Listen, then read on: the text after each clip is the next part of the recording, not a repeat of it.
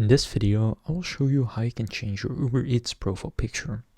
So to do this, what you want to do is just open up the Uber Eats app, and it can also be the driver app.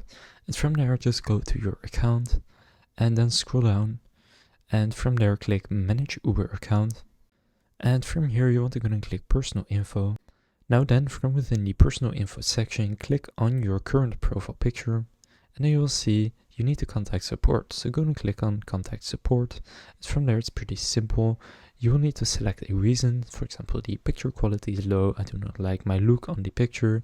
The picture does not look professional, or my appearance has changed significantly. Then from there, you will need to add a selfie holding your national ID or driver license.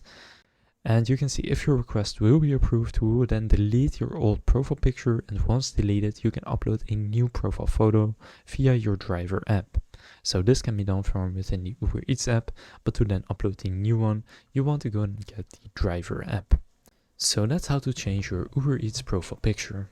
If this video was helpful, please consider leaving a like and subscribing to my channel. With that being said, I will see you in the next video.